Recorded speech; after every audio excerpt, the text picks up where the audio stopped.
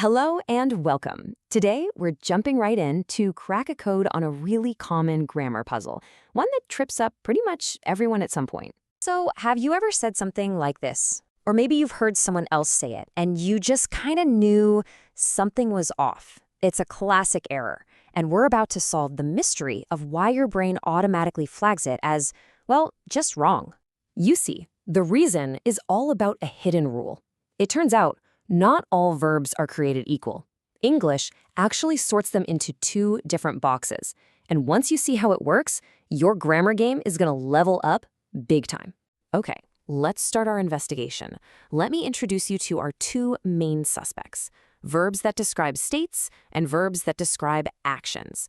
Understanding the difference here, that's the key to solving this whole puzzle. First up, let's talk about dynamic verbs.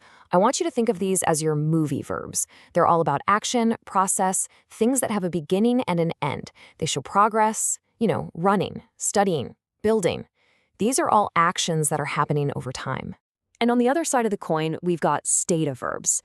These are your photograph verbs. They don't describe an action at all, but a state of being, a condition that's just stable. Think opinions, feelings, or possession. You don't do knowing, right? You just know. It's a snapshot. So let's just quickly recap that. Dynamic verbs are the movie. They're all about action and change. Stative verbs are the photograph, a fixed state, a single moment in time. This difference is absolutely crucial for everything we're about to cover. So how do you tell them apart when you're just talking? I'm going to give you a super simple tool for your grammar toolkit. I call it the ING test, and honestly, it works almost every single time. The test itself is incredibly easy. All you do is add ing to the end of the verb to put it in that continuous tense. And then you just ask yourself, does that sound weird? If the answer is yes, then bingo, you've probably just found a stative verb. Let's take an example. We are needing more time. It just sounds clunky, doesn't it? That's your alarm bell. The word need, it describes a state, not an action that's happening right now. So the simple tense, we need more time, is the way to go. All right, let's add another tool to the kit. To make spotting these verbs even easier, we can actually group them into families. Once you recognize the family, you'll know exactly how to handle the verb. So here are the most common families. You've got verbs of opinion, like believe or understand. Then there are verbs for emotions, like love and prefer. Verbs of possession, like own. And finally, verbs about perception and appearance, like hear or seem. These guys almost always describe states, not actions.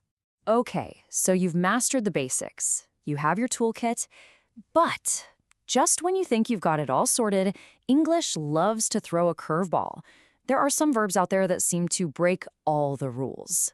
So let's meet these little rule breakers, the chameleon verbs. These are really special verbs that can actually change their identity. They can be stative or dynamic, and it all depends on how you're using them. They literally adapt to their surroundings. Let's just take the verb think. When it means you have an opinion, it's a state. I think you're right.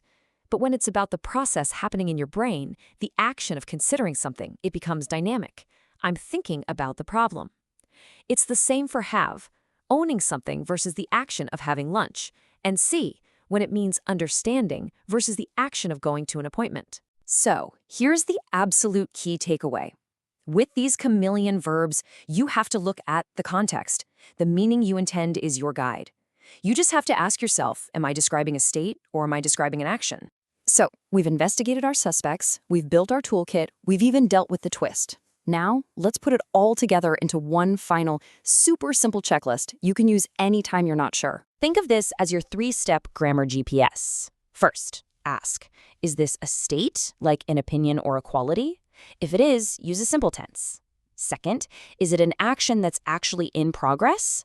Then go ahead and use that continuous ing tense.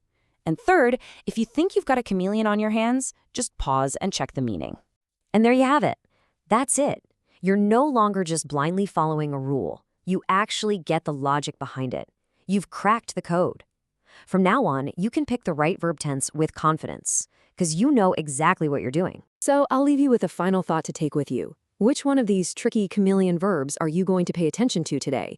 Maybe you're thinking about your plans for the weekend, or maybe you just think it's a beautiful day. Now you know the difference. Thanks for joining me on this explainer.